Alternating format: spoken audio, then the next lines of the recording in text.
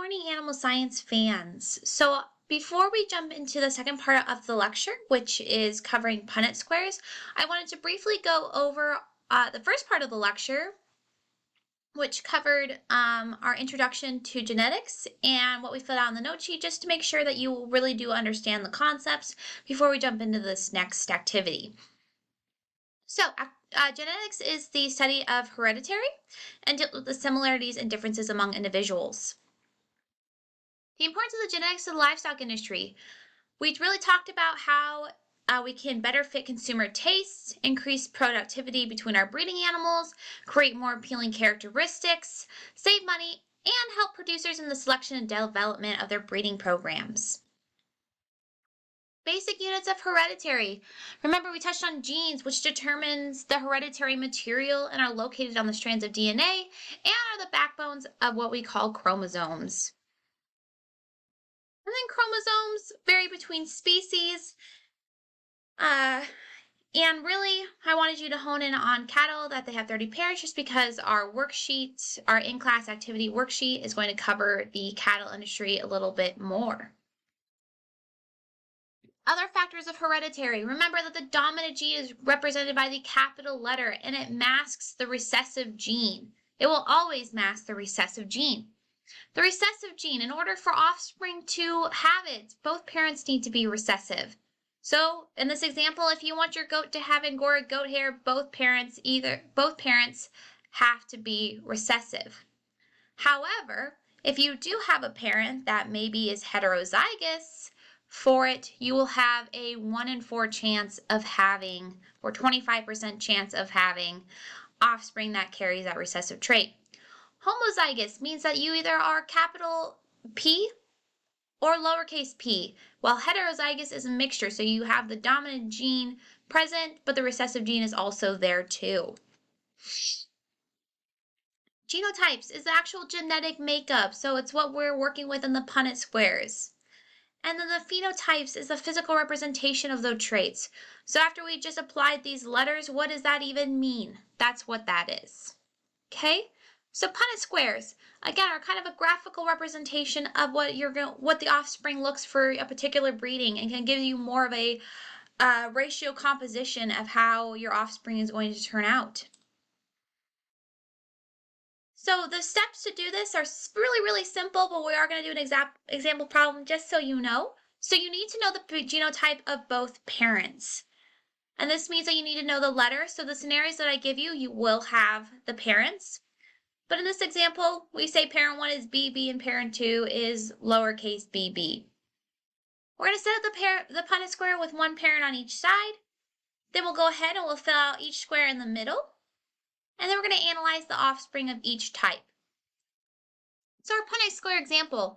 Mrs. Warner has a small flock of sheep. She's hoping that her prize-winning black ram will breed to her most prized ewe lamb to produce offspring that is the color black.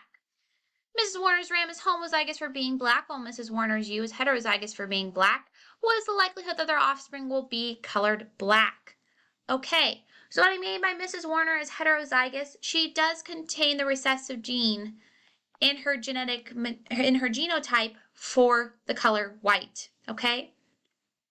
So we're going to go ahead and jump to our whiteboard here. Perfect. Okay, I'm going to go ahead and I'm going to erase all this good stuff. Okay.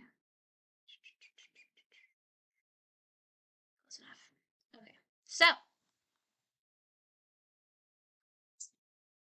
we just said that the ram was BB.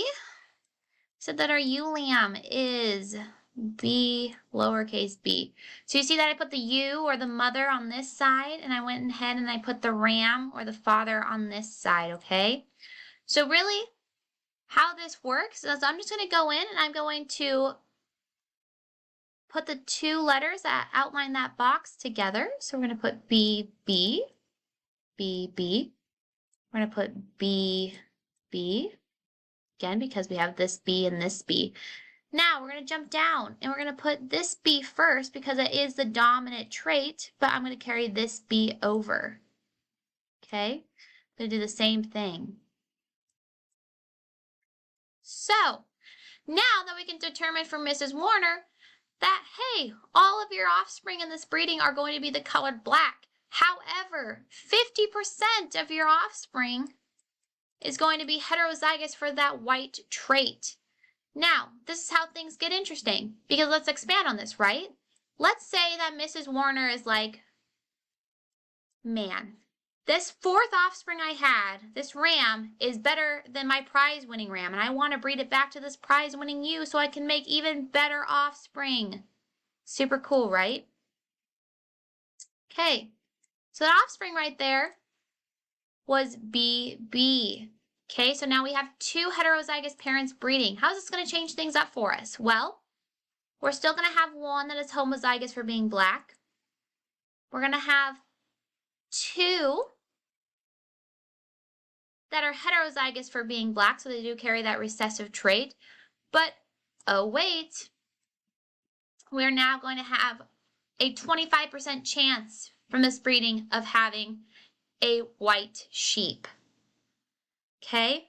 So that's why it's really important for producers to understand that genotype, because sometimes they think, oh, well, I'm breeding a black sheep to a black sheep and I'm going to get all black. That is inaccurate, right? Because if they carry that recessive trait for white, you could end up with a white sheep.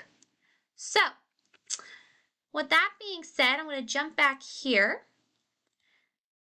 And there is this awesome worksheet online that I'm going to link into our Google Classroom for you guys to work on while you're not in class. And while it's not necessarily livestock related, it really does hone in on the concepts of dominance, recessive, heterozygous, homozygous, and it has you complete some example Punnett squares. This is really going to help you guys with your worksheet when we get back into class on Friday, and kind of give you a better idea of what to expect. I'm asking you to please complete this by class on Friday, as this will be a participation grade. All right? As always, thank you for listening in, and I can't wait to see you guys next week.